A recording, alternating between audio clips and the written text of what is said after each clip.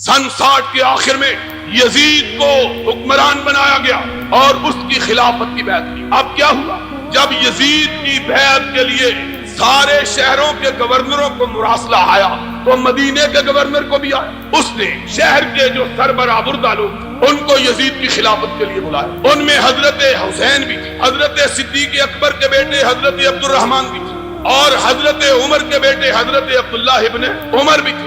और बाज़ रिवायात के मुताबिक उनमें हजरत जुबैर के बेटे हजरत अब्दुल्लाह इब्ने जुबैर भी थे, लेकिन सही रिवायत यह है कि वो पहले ही मदीने से रुखसत हो चुके। इनसे कहा गया कि यजीद की बैत करो। हजरत हुसैन ने इजाजत चाही, गवर्नर को कहा कि देखो अभी अभी हमें अमीर मुआविया की वफात की खबर हुई, यजीद के हुक्मरान बनने की इत्तला हुई है, अभी हमको गौर व फिक्र की इजाजत दो, हम सोच समझ के बतलाएं। उसने कहा नहीं, मैं मोहलत नहीं दे सकता। हजरत हुसैन ने कहा मुझे सुबह तक मोहलत चाहिए। उसने सुबह तक मोहलत दी। हजरत हुसैन रज़ी अल्लाह तआला अन्हु ने रात की तारीकी से फायदा उठाकर मदीने से पूछ कर आप मक्का मुकरमा, उस जमाने में ऊंटों पे लोग सफर करते थे, हजरत हुसैन के मक्का मुकर्रमा में पहुंचने की खबर कूफा के लोगों को मिली। हजरत मुआविया की वफात के बाद यजीद के दौरे हुकूमत का जब आगाज हुआ, हजरत हुसैन झुककर मदीना तैयबा से निकलकर मक्का मुकर्रमा की तरफ आए। कूफा के लोगों को इल्म हुआ, वही कूफा के लोग जो हजरत अली के पार्टी के लोग थे। उन्होंने जनाब हुसैन की खिदमत में खत लिखे, हुसैन तुमने बहुत अच्छा किया, यजीद की बैत नहीं की, आओ हम तेरे बाप की पार्टी के लोग तुझको बुलाते हैं कि आओ हमारे पास आ जाओ, हम तुझको अपना हुक्मरान मान लें। खत पे खत आने लगे, हर रोज खत। एक दिन इतने खत आए कि शिया मुअर्रिख मुफीद ने लिखा है कि हजरत हुसैन की बोरी भर के इतने खत आए हर रोज कि आ जाइए हमारे पास आ जाइए, हम आपको अपना हुक्मरान मानने के लिए तैयार।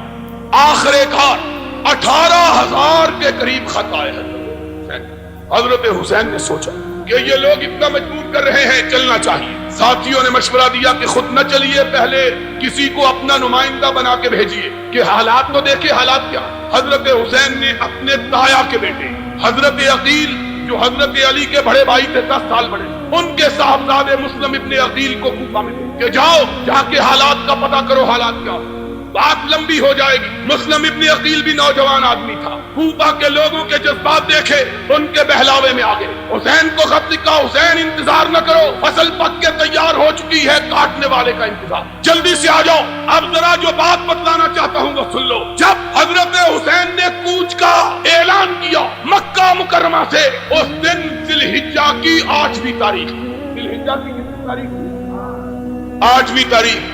और कोई हाजी यहाँ मौजूद होगा, उसको पता है 8वीं जिलहिज को क्या होता है। 8वीं जिलहिज को ये होता है कि मक्के में जो हाजी गए होते हैं वो हज का एहराम बांधते हैं और मिना की तरफ एहराम बांध के निकलते हैं। हज के दिन का पहला दिन कौन सा होता है? 8 जिलहिज।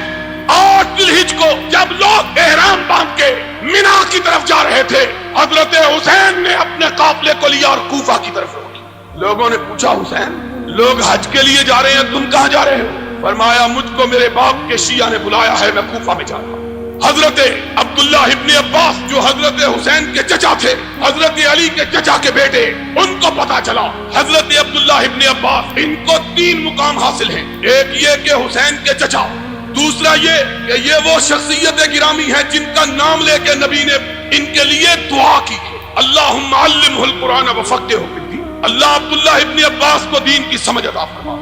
तीसरा ये हजरत अली की फौजों के कमांडर इन चीफ रहे। 3 हैसियतें। अब्दुल्लाह इब्ने अब्बास को पता चला, भागे हुए आए, हुसैन की ऊंटनी की महार थाम ली। फरमाया हुसैन कहाँ जा रहे हो? कहा कूफे के शियों ने बुलाया है। फरमाया जिन शियों ने तेरे बाप से वफा नहीं की, तुझसे वफा कैसे करेंगे? न जाओ। हुसैन जाना है तो किसी और जगह जाओ।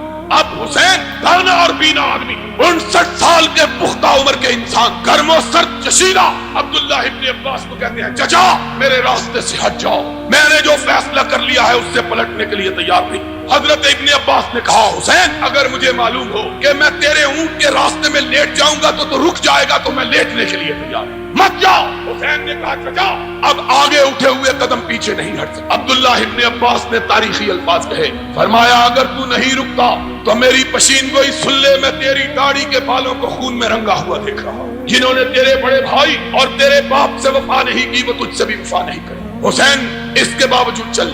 अब उधर माजरा देखिए, کہ مسلم ابن عقیل کے ہاتھ پر 32,000 سے زیادہ لوگوں نے موت کی بیعت کی۔ یزید کو پتا چلا کوفے کے صوبے کے حالات خراب ہیں، اس نے پہلے گورنر کو تبدیل کر کے عبید اللہ ابن زیاد کو گورنر بنا کے بھیجا۔ صرف 18 آدمی اس کے ساتھ بھیجے۔ عبداللہ ابن عبید اللہ ابن زیاد این اس زمانے میں جبکہ کوفہ کی ہر گلی، ہر بازار اور ہر گھر میں حسین کے نعرے لگ رہے تھے، ان دنوں میں صرف 18 سپاہیوں کے ساتھ عبید اللہ ابن زیاد نے کوفے میں قدم رکھا۔ اس زمانے میں عربوں کا دستور یہ تھا کہ پرانے پنجابیوں کی طرح سفر کرتے ہوئے اپنے چہرے پہ ٹھاٹھا باندھ کے رکھتے، جس طرح ہمارے دیہاتوں میں دیہاتی لوگ سفر کرتے ہوئے اپنی پگڑی کا پلو اپنے منہ پہ باندھ لیتے ہیں، اسی طرح عربوں کا دستور تھا کہ چہرے پہ گرد و غبار نہ پڑے۔ عبید اللہ ابن زیاد اپنے چہرے پہ ٹھاٹھا باندھے کوفے کے بازاروں میں داخل ہوا۔ لوگوں کو حسین کا انتظار تھا، انہوں نے سمجھا حسین آ گیا ہے، سارا کوفہ نکل کے باہر آ گیا۔ جہاں سے گزرتے لوگ کہتے السلام علیکم یا ابن رسول اللہ، رسول کے بیٹے تجھ کو سلام۔ انہوں نے سمجھا حسین آیا۔ جب تک عبید اللہ ابن زیاد اپنے گورنر ہاؤس میں پہنچے 32,000 کے قریب کوفی جمع ہو چکے تھے۔ حضرت مسلم ابن عقیل کو پتا چلا، وہ بھی بھاگے ہوئے آئے کہ حسین آ گیا۔ ان کو تو پتا نہیں کون آیا۔ گورنر ہاؤس کے پاس جا کر مسلم ابن عقیل پاس، ان کے ساتھی پاس، عبید اللہ ابن زیاد نے اپنے چہرے سے اپنے کپڑے کا پلو ہٹایا۔ لوگوں نے دیکھا کہ حسین کی جگہ عبید اللہ ابن زیاد آ گیا ہے۔ اب عبید اللہ ابن زیاد نے ڈھونڈ کے دیکھا 32,000 شیعہ، صرف 18 سپاہی تھا، اور پلٹ کے کہنے لگا کہ جان عزیز ہو ابھی پلٹ جائے، وگرنہ کبریائی کی قسم میں تمہاری بیویوں کو بیوہ اور تمہارے بچوں کو یتیم کر دوں گا، پلٹ جاؤ۔ اب ذرا سوچنے کی بات ہے، 18 سپاہی، اور وہ زمانہ نہیں تھا کہ پولیس والوں کے پاس جیپیں، بندوقیں اور سٹین گنیں اور آنسو گیس کے آلات اور لوگ بیچارے نہتے، بلکہ وہ زمانہ وہ تھا کہ پولیس والوں کے پاس بھی تلواریں اور عام لوگوں کے پاس بھی، دونوں کے پاس تلواریں۔ لیکن کوفے والوں کا حال پنجاب کی اس بستی کا سا تھا جس بستی میں ایک چور ایک ٹانگ لے کے آ گیا، پوری بستی والوں کو آگے لگا لیا، آگے آگے بستی والے پورے بھاگ رہے، پیچھے اکیلا چور بھاگا۔ صبح کو لوگوں نے پوچھا اور تمہاری مت ماری گئی ہے، تمہیں کیا ہو گیا؟ کہنے لگے کیا کریں، ہم سارا گاؤں اکیلے اور چور اور لاٹھی 2 جنے تھے۔ یہ کوفے کے لوگوں کا حال، 18 سپاہی، 32,000 جوان، 18 کو دیکھ کے لوگوں نے کھسکنا شروع کیا۔ حضرت مسلم ابن عقیل نے پیچھے مڑ کے دیکھا کہ 32,000 میں صرف 3200 باقی رہ گئے۔ کہا پکڑ لو اس گورنر کو، اس کی بوٹیاں اڑا دو، پکڑ لو۔ عبید اللہ ابن زیاد نے کہا کسی کی ماں نے بچہ جنا ہو تو آگے بڑھ کے تو دکھائے۔ یہ کہنے کی دیر تھی کہ عبید اللہ ابن زیاد نے یہ لفظ نکالے، مسلم ابن عقیل نے دیکھا کہ صرف 32 آدمی ساتھ رہ گئے۔ اب ذرا اور آگے بڑھے، جاؤ الارشاد شیخ مفید کی، اعلام الورا تبرسی کی، الفصول المہمہ ابن سباق کی، کشف الغمہ ہربلی کی، تمہاری کتابیں اٹھاؤ۔ کوئی مقابلہ، کوئی لڑائی نہیں ہوئی۔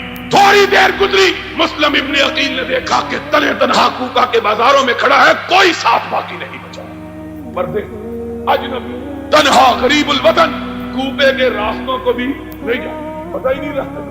اب بھاگا، اس کی تو بالکل یہی مثال ہے کہ میرے جیسا آدمی شاد باغ میں آئے، تم سارے بھاگ جاؤ تو میں کہاں جاؤں گا؟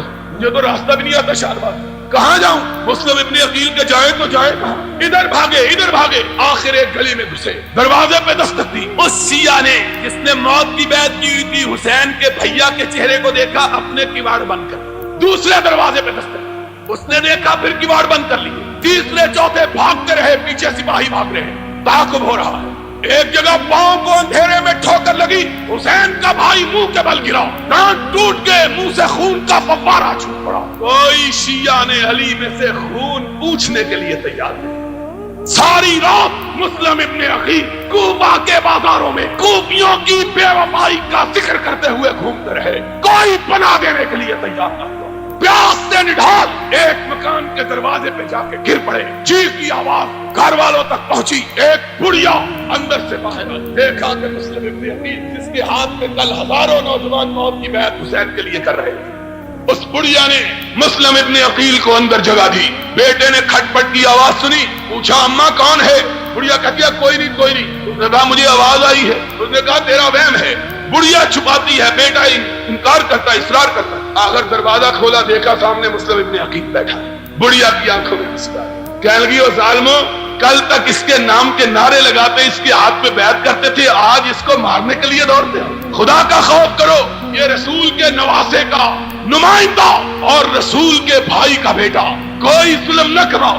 اس نے جلدی سے آگے بڑھ کے ہاتھ کو بوسہ دیا، اس نے کہا میں تو جانوروں کے پیر چومنے والا ہوں، یہ تو انسان ہے، میں تو بڑا فرما بردار خادم خدمت گزار، ہاتھ چومے پاؤں چومے، ہمارے کو بھاگ جاگ اٹھے، ہمارے گھر میں نارائن آتے، ہمارے گھر میں دیوتا۔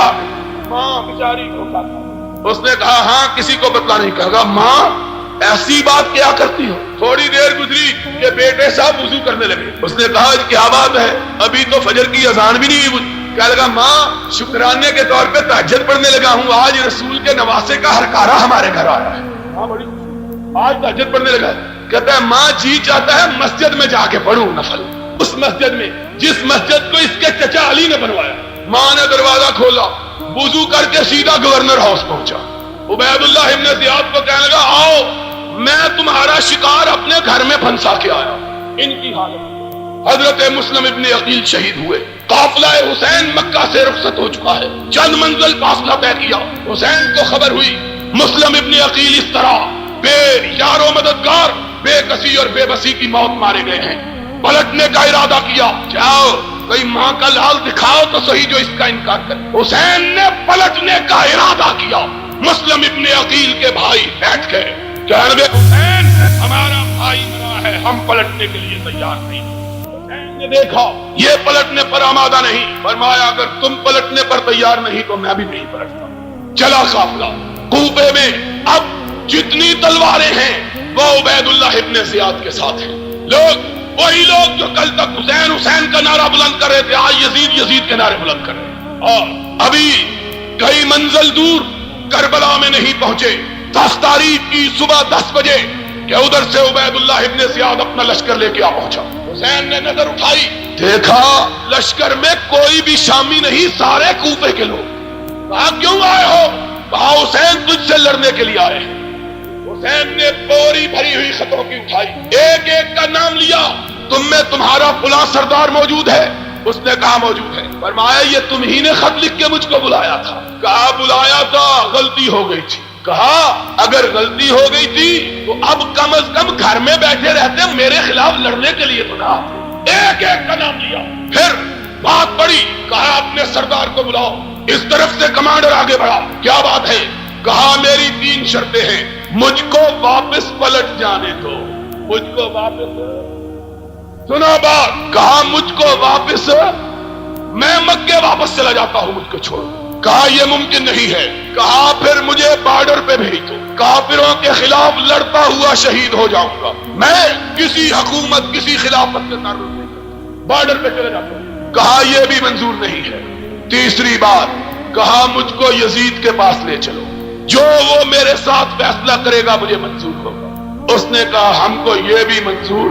3 مطالبے کوفیوں نے تینوں مسترد کر دیے، اور اسی لیے ہم حسین کی شہادت کو شہادت سمجھتے ہیں۔ کیوں؟ اس لیے کہ حسین لڑنے کے لیے تیار